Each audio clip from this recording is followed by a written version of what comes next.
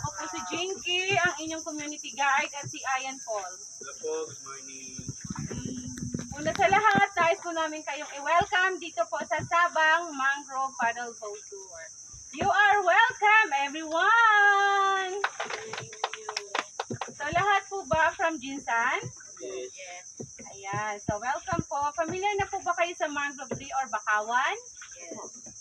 Salamat. Pero kung may tanong pa po kayo about sa bakawan, you are welcome po.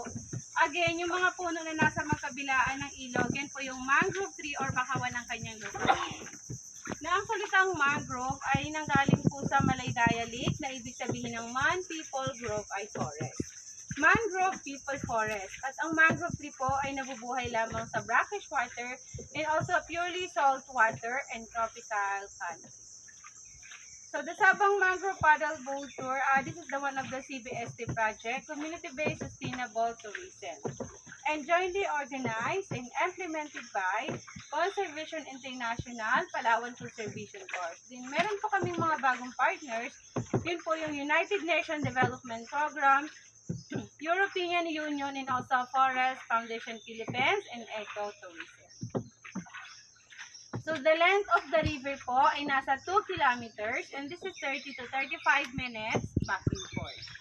At ang lalim naman po ng ilog ay nasa 5 hanggang 7 talampakan. So ngayon po ay low tide. Kaya ganito ang kulay ng tubig ay parang malabo dahil flashback po ng putik yan sa ilalim.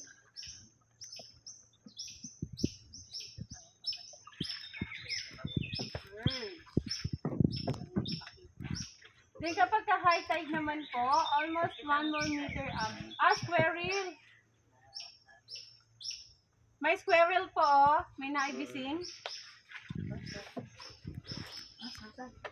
Andun na po, ang bumaba na dun sa puno. Sa may behind. Ito sa likod po ng puno na yan na malaki ito. Sa may sentro ng dulo ng sagwan. Brown? Opo, brown. Bising. Bising din po ba yan sa inyo? Hindi, anong squirrel? Squirrel po. At meron pong ahas to. On your left side po, 2 meters away from the water. Black and yellow stripe po. Nakapulo po sa maliit na sanga ng bakawan. Ano yan? Palawan mangrove snake po yan. Venturan po ang local name. Boycadodropila po scientific name. No poison po yan, pero mildly venomous. Hindi naman din po aggressive yan dahil nocturnal na ahas po. So tulog lang po yan sa araw. Gising po sa gabi yan. Yung kinakain po niyan, maliliit na isda dito sa ilog.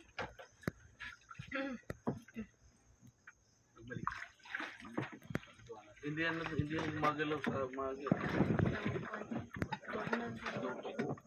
Maliban lang po kapag nasikatan ng araw, so lilipat po siya sa mas malilim na part. Nocturnal po kasi yung ahas na yan. Then yun po, kapag ka-high tide, almost 1 more meter up pa, ibinaliktad ng level ng tubig. So yung black mark na yan, sa ugat ng bakawan, that is the water level po kapag ka-high tide. So ang mangrove forest na to ay may lawak na nasa 47.55 hectares. So yung 47.55 hectares kapag ka-high tide po, full of water. At ito ay sakop ng National Park and the total size of the National Park po ay nasa 22,202 hectares. At nasasakupan po yun ng 4 na barangay. So this is Sabang River naman po ang pangalan ng ilog at ang tubig naman po sa ilog ay brackish water. Brackish water po, halo ng tubig alat at tabang. Tubig alat po nagaling sa dagat at tubig tabang po nagaling sa ulan. Brackish water, yun po ibig sabihin ng salitang sabang. Na ang sa ay salt water at ang bang ay fresh water. That's why sabang, because they get from the water combination of this river po ang salitang sabang. So ang importance naman po ng mangrove forest na tulad nito, ito po yung natural habitat or sanctuary po ng iba't ibang uri ng mga wildlife na animals. Tulad ng ahas, ng unggoy po, ng bayawak, ng pangolin, sea otter po, squirrel, at iba't ibang species naman din ng mga ibon. Katulad ng kingfisher po, woodpecker, helmina, parrot, Palawan hornbill, Palawan eagle, sunbird po, heron, egret, at marami pang iba. So ito yung kanilang natural na tirahan. Habitat. At marami din po mga isda dito sa ilog, katulad na lang po ng maya-maya, ng lapu-lapo, ng pagi, or stingray. Sugan eh. Ano ito? May mga milkfish po, may mullet, may swordfish, pufferfish po, archerfish. Hindi po ma'am, bawal po mangisda dito. Bawal po. Pwede po mangisda sa dagat. Ayun na yung mga isdang baritos. Yung maliliit po na pahaba. Manipis na pahaba. Yun o. Isdang baritos. At yun naman po, in the Philippines, ay meron tayong 40 species po ng bakawan. But in this area ay meron kaming 8, ngunit 4 lamang po yung actual na makikita niyo po sa magkabilaan ng ilog. So yung 4 na yun, yun po yung babae, lalaki, tabigi at busain. So madali nyo naman pong ma-distinguish sa pamamagitan ng kanilang mga dahon, bark, at sa kanilang mga root formation po. So yun po pala yung canal na yun, oh, that is the water level po kapag ka full high tide. So hanggang dyan yung tubig kapag ka high tide.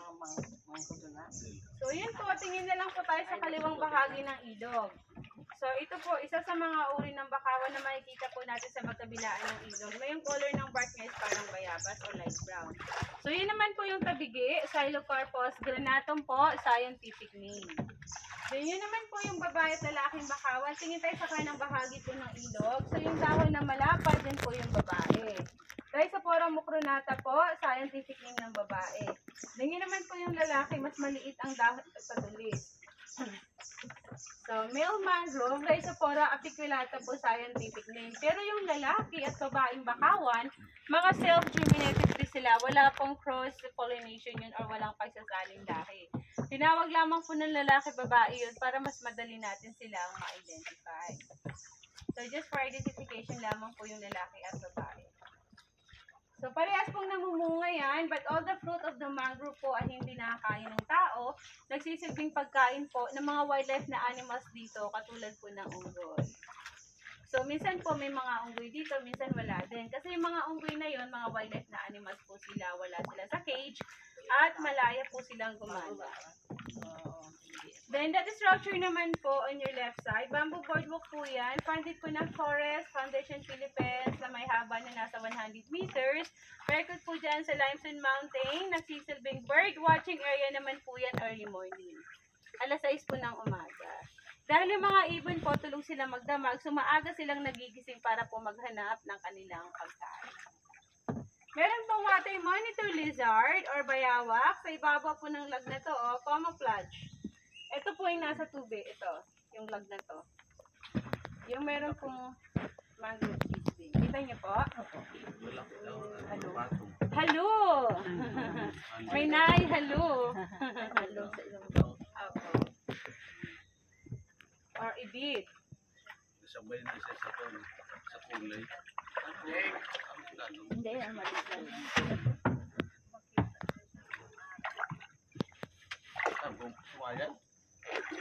Nagsayad po tayo kasi po may lag, oh. Low tide po kasi ngayon, sir. Ayun, naglakat na siya. Dahil it's moving na siya. Ang sama. Atras ko na.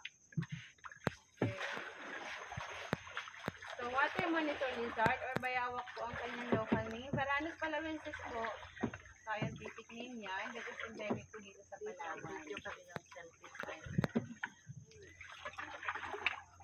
Sikwatan ko ba?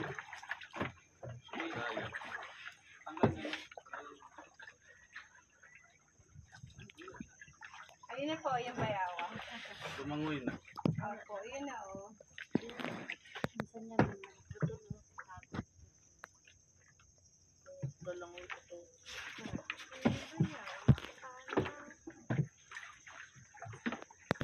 dito po sa amin, hindi po hinahunting ang bayawak dahil protected area po. So, dito po sa amin, take nothing but picture in memories lamang. Kaya hindi rin takot yung bayawak. Usually kasi kapag hinuhuli ang bayawak, paparating pa lang po tayo sa palayo yan. Dahil sa ibang probinsya po, hinuhuli yan. Niluluto ng adobo or sisig. Lasang manok daw po. Yes, pinupulutan. Then baby na bayawak pa lang po yun kasi ang pinaka-mature size po noon is may haba po na more than 1 meter na. At may bigat po na nasa 10 kilo. Opo, but mostly po makikita ang malalaking bayawak sa upland area sila o sa rainforest. Wala po sila sa mangrove forest. Ang dahilan po, yung ugat ng bakawan, dikit-dikit. So possible po na matatrap sila sa ugat ng bakawan. Kaya kapag medyo malaki na po yung bayawak, umaalis na sila dito. So yun din po yung dahilan, kaya wala pong buhaya sa ilog. Dahil ayon po kasi sa crocodile expert, ang ilog po ay hindi siya ganun kalawak at kalalim. Then full of roots po kasi of the side of the river. Yung mga buhaya po kasi cold-blooded animal yan sila. Kailangan nilang umahon para magpaaraw. Pero hindi naman sila makakaahon para makapaaraw dahil possible po na matatrap sila sa ugat ng bakawan. And also known nesting ground. Pero may buhaya naman po dito sa Palawan, south part ng Palawan. Sa Balabac at Isan. Din yun po, ngayon ay unti-unti na tayong pumapasok sa tinatawag na old growth mangrove trees. So yun na po yung matataas sa bakawan, no? Yung mga century-old mangrove trees. Na ayon naman po sa tree expert, ang estimated po na average ay nasa 100 years and above po. Dahil ito ay untouchable nature, sakop po ng National Park at ang National Park po ay naproklama noong March 26, 1971 by our former President Ferdinand Marcos. At ito po ay natural na nature dahil yung mga puno na yan is hindi po tinanim ng mga tao. So natural lang po na tumubo yan. Although yung mga small mangrove na yan, na galing po sa mga seeds ng bakawan na kapag matured na po or gulang na at nahulog po, diretso sa putik, kusang tutubo na lang po. Tulad ng mga small mangroves na yan. Ito, sa right side natin marami tumubo. Pero kapag yung seed naman po ng bakawan ay dito po nahulog sa mas malalim ng part ng ilog, hindi tutubo dahil hindi naabot yung putik. Mangyayari po, lulutang na lang yung seed at bahala na yung current sa kanya. Pero kapag nadalaman po ng current yung patungo ng dagat, at yun po, mapadpad po yun ng alon patabi, tutubo pa rin po yun. So yun po yung dahilan kaya sa mga island o shoreline merong bakawan dahil po yun sa agos ng tubig. Nabubuhay po kasi yung mangrove kahit puro salt water. Pero mabababa lang yung mangrove na tumubo sa purely salt water. So yung mga nakatayo na puno na yun sa left side natin, na wala na mga dahon, patay na po yun. At yun po ay na-damage po ng bagyong Odette kasama ng mga tumbang punong kahoy na to. So, na-damage ang bagyong Odette noong December 17, year 2021. So, first time po nasa history na ang bagyong Odette po, yun po yung pinakaunang malakas na bagyo na tumama sa Palawan. So, actually, dati nga hindi kita yung bundok na yan, yung underground river. Then, after we hit Typhoon Odette po, kita na yung bundok ng underground. So, nasa 50% din po ng mangrove tree ang na-damage. Hardwood yan, no? Yes, sir. Hardwood po ang bakawan. Kaya nga po ang bakawan, madaling itanim, madaling tumubo, ngunit mabagal pong lumaki. Dahil nabibilang po yan sa matigas na klaseng punong kahoy. So, matigas ang kahoy ng bakawan.